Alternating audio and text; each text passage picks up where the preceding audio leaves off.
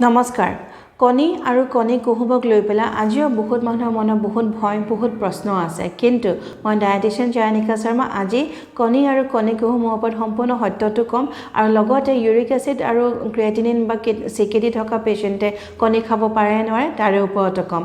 কণী কুহুমৰ ওপৰত আগতে কম বহুত মানুহে ভয় কৰে কাৰণ কণীত কোলেষ্ট্ৰল থকা বুলি কোৱা হয় কণীত কুহুমত কোলেষ্ট্ৰল আছে কিন্তু হেতু ভাল কোলেষ্ট্ৰল হয় তাৰ মানে গুড কোলেষ্ট্ৰল আমাৰ শৰীৰত আমাৰ লিভাৰে ন্যাচুৰালি 80 to 90% কোলেষ্ট্ৰল প্ৰডিউস কৰে সেই কাৰণে কণী কুহুমত যেটো কোলেষ্ট্ৰল থাকে হেতু আমাক লাগেহে কিন্তু যদি বেছিকৈ খায় হেতুটো আমাৰ কাৰণে অপকাৰী হ'ব যি কোনো বস্তু বেছিকৈ খালে তো আমাৰ কাৰণে অপকাৰী হ'ব আৰু লগতে আপোনাৰ কোলেষ্ট্ৰলটো আপোনাৰ বাঢ়িবৰ কাৰণে ভয় কৰিব লাগে যদিহে ডেইলি আপুনি খুব বেছিকৈ বাটাৰ ঘি বা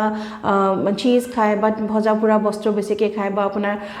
এক্টিভিটি আপুনি যদি এক্সাৰসাইজ কমকৈ কৰে বা যদি চলাচল বেছিকৈ নকৰে তেতিয়াহে আপোনাৰ কোলেষ্ট্ৰলটো বঢ়াৰ আপোনাৰ চান্সটো বেছিকৈ থাকে তাৰ পিছত আমাৰ কণী কুহুমত ভাল পৰিমাণৰ ফলিক এসিড আৰু ভিটামিন B12 থাকে বহুত মানুহৰ তেজ কম থাকে আইৰণ বা হিমোগ্লোবিন কম থাকে কিন্তু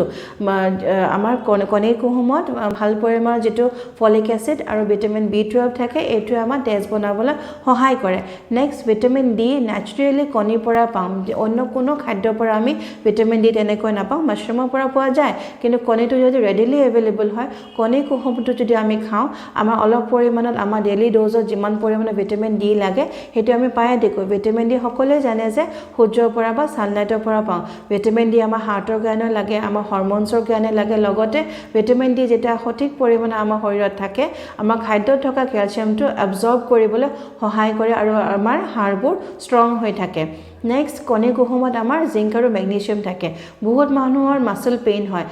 বা বহুতে ভাবে যে নাৰ্ভৰ বিষ থাকে বা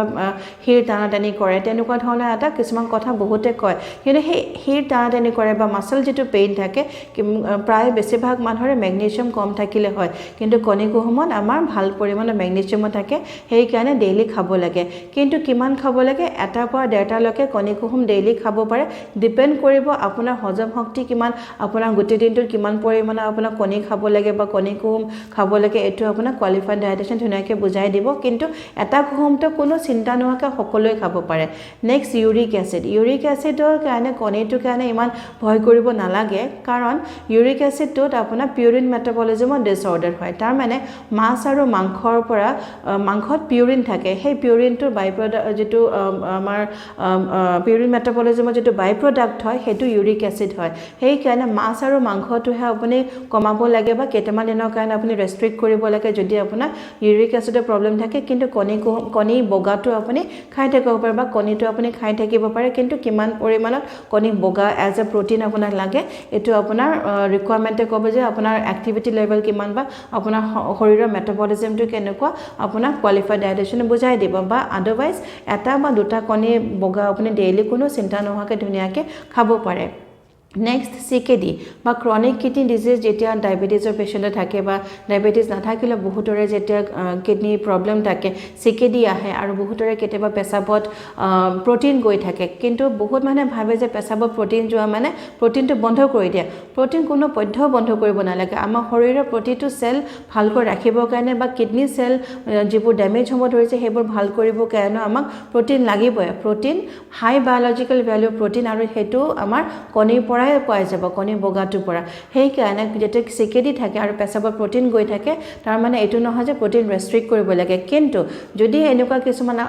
টেষ্ট আছে যিবোৰ প্ৰায় বহুত মানুহে নকৰে কিন্তু আপোনাৰ কোৱালিফাইড ডায়েটিচিয়ান বা ডক্টৰৰ যে ডিটেইলছত সোধে আপোনাক কৈ দিব যে এইকেইটা টেষ্ট কৰিব সেইকেইটা টেষ্ট কৰিলে গম পোৱা যায় যে আসলতে আপোনাৰ যে পেছাবত যে প্ৰটিনটো গৈ আছে হেতুৰ কাৰণে আপোনাৰ প্ৰটিন ৰেষ্ট্ৰিক্ট কৰিব লাগে নে নালাগে কিন্তু কিডনি যদি আপোনাৰ প্ৰবলেম আছে কিডনি সেলছবোৰ ভাল কৰিব লাগিলে বা শৰীৰৰ যিকোনো অংগ ভাল কৰিব লাগিলে বা ঘাই এটুকুৰো যদি হয় হেতু ভাল কৰিব লাগিলে আমাক প্ৰটিন লাগে আৰু কণীটো এটা কমপ্লিট প্ৰটিন হয় যিকোনো প্ৰটিন কমপ্লিট কৰিব লাগে তাত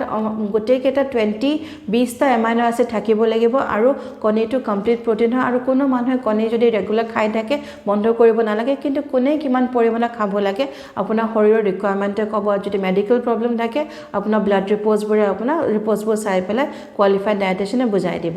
আশা কৰো আজি কণীৰ ওপৰত যিবোৰ আপোনাৰ ডাউট আছে বা প্ৰশ্ন আছে সেইবোৰ আপোনালোকৰ ক্লিয়াৰ হৈ গ'ল যিবোৰ কথা মই কৈছো এইবোৰ সম্পূৰ্ণ মই ডায়েটিচিয়ান হিচাপে সম্পূৰ্ণ লেটেষ্ট ৰিচাৰ্চৰ মতে লেটেষ্ট মেডিকেল ৰিচাৰ্চৰ মতে যিবোৰ কথা আপোনালোকে জানিব লাগে মই আপোনাক ধুনীয়াকৈ জনাই দিলোঁ ভিডিঅ'টো নিশ্চয় লাইক কৰিব শ্বেয়াৰ কৰিব আৰু কমেণ্ট কৰিব ধন্যবাদ